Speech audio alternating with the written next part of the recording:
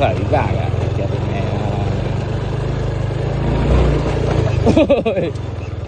พุ่งจัดโอ้โหโอ้โหโอ้โหโอ้โหขากลับจะพาโดดวะ